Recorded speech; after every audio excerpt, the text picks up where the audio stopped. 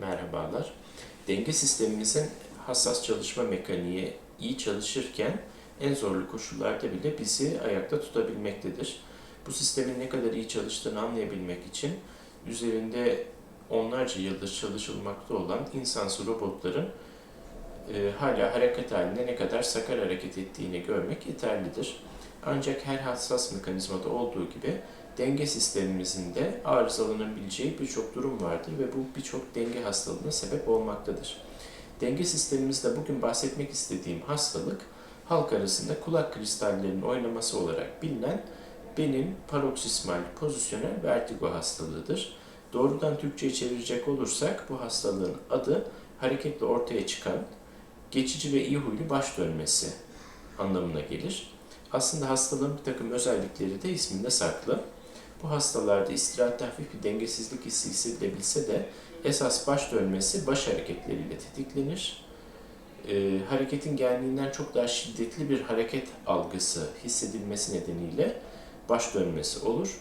Bu şiddetli vertigo atakları da sıklıkla 1 dakikadan kısa sürer ama her harekette tekrarlanıyor olması da hastayı gerçekten mahveder.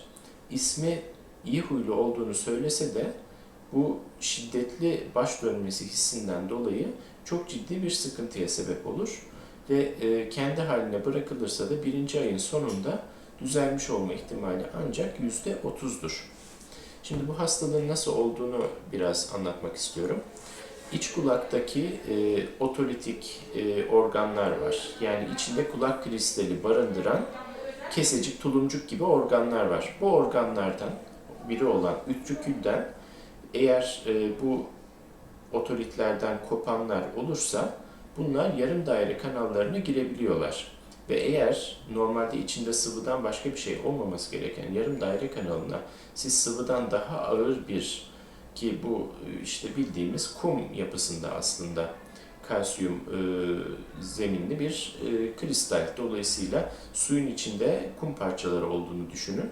Normalde bir hareket oluyor. Bu harekette başımız dönüyor, yarım daire kanalları dönüyor. Sıvı dönmüyor ilk başta.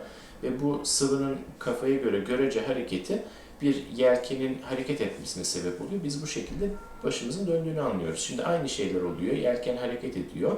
Birkaç saniye sonra kum sıvıdan daha geç olarak hareket ediyor. Yer çekimine bağlı olarak mesela bir düşme olayı yaşıyor ve bir kez daha yelken hareket ettiriyor. O anda sanki çok ciddi bir baş dönmesi hissi oluyormuş gibi kişinin semptomları ortaya çıkıyor. Şimdi burada tabii başımızın iki tarafında da bu yarım daire kanalları var. Bir tarafında 3 tane, öbür tarafta 3 tane ve her birinin öbür tarafta bir karşılığı var. Bir taraf uyarılıyor, diğer taraf uyarılmayınca beyin bu durumu algılayamıyor ve bu durum bir bulantıya, kusmaya da sebep oluyor. Bu hastalarda şiddetli semptomlar varsa bulantı, kusma da genellikle ekleniyor tabloya. Biz şimdi bunu nasıl anlıyoruz? Yarım daire kanallarıyla göz arasında bir refleks mekanizması söz konusudur. Başımızı hareket ettirdiğimizde gözlerin aynı yere bakmaya devam edebilmesi için bizim hiç farkında olmadığımız bir mekanizma sürekli çalışmaktadır. Çünkü görsel alanı sabit tutmak için başın hareketinden bağımsız olarak gözlerin hareket etmesi lazım. Yani baş hareket ettiğinde gözler aynı yere bakmaya devam etmeli. İşte bu mekanizma hastalandığımızda da gözlerin normalde etmemesi gereken hareketler şeklinde seyirmesine sebep oluyor. Bu mekanizma vestibülo-oküler refleks mekanizması ve biz bu göz hareketlerini yani nistagmusları takip ederek hangi yarım daire kanalının etkilendiğini, nasıl bir etkilenme olduğunu, birden çok yarım daire kanalının etkilenip etkilenmediğini, o kristallerin serbest mi olduğunu yoksa o yelkenin üstüne yapışmış mı olduğunu, bir işte kısa kolu mu tuttuğunu, uzun kolu mu tuttuğunu yani birçok farklı varyasyonunu anlamaya çalışıyoruz. Tabii bu kadar çok bilinmezin olduğu bir durumda ve çok kısa saniyeler devam eden bir göz seyirmesi paternini çıplak gözle takip etmek her zaman mümkün olmuyor. Yanlışa çok açık oluyor. Dolayısıyla video nistagmografi denen bir tetkikten faydalanıyoruz. Bu tetkikte göz hareketleri büyütülerek bir kamerayla takip ediliyor, kaydediliyor ve biz bunları tekrar tekrar oynatarak ne olduğunu yorumlamaya çalışıyoruz. Çoğu zaman da bu kayıtları tekrar tekrar oynatmamız gerekiyor gerçekten ne olduğundan emin olabilmek için. Yani bir seferde fark etmeyebileceğimiz durumları kayıt üzerinden tekrarlayarak fark etmeye başlıyoruz ve doğru tanı bu sayede konabiliyor. Başkent Üniversitesi'nde de bu tetkikin olmadığı bir yere göre tanı ve tedavi başarısının artması gerçekten çok yüz güldürücü oluyor. Şimdi tanı koyduktan sonra tedavi manevraları var.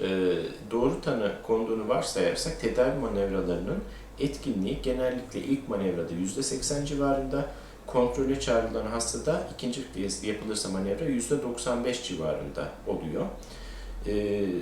Dolayısıyla 5 dakika önce ayakta zor duran bir hastanın yani bir manevrayla baş dönmesini tamamen düzeltmek hem hasta için hem de doktor için adeta mucizevi bir tedavi yöntemi. Öğrenmesi ve ustalaşması da oldukça zor bir hastalığa doğru tanı koyduğumu ve başarıyla tedavi edebildiğimi görmek de açıkçası beni mesleğimde en çok tatmin eden durumlardan biri.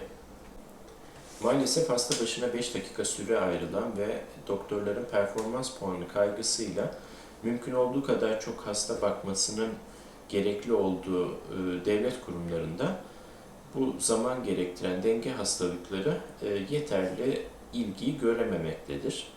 Tabii önce hastanın baş dönmesinin iç kulaktan mı kaynaklandığını anlamak, sonra tipini anlamak, süresini, karakterini, işte tetikleyicileri sorgulamak, muayeneleri yapmak, çok sayıda muayeneyi, sonra düzeltici manevraları uygulamak gibi şeyler hasta başına yaklaşık 20-30 dakika zaman almaktadır.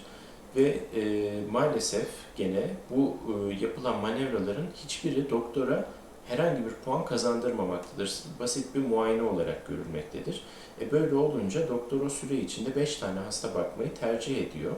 Ve genellikle de bu tip denge hastalıklarından muzdarip olan kişiler ellerine bir tane reçete yazılarak evlerine yollanıyorlar. 5 dakikada geçebilecek bir durum aylarca sürebilecek bir sıkıntıya bu nedenle dönüşebiliyor. BPPV tabii birçok altta yatan durum ve genetik yatkınlık nedeniyle sık sık tekrarlayabilen bir hastalıktır. Tekrarlama oranı birinci senenin sonuna kadar %30, 5. seneye varıldığında %50 olabilmektedir. D vitamini eksikliği var tekrarlama sebepleri arasında. Kafaya alınan darbeler var, bir takım kulak cerrahileri var, bir takım başka denge hastalıklarının söz konusu olması var. Ama sebep ne olursa olsun her tekrarında aynı tanı tedavi yaklaşımı ve aynı başarı oranlarıyla BPPV tedavi edilebilmektedir.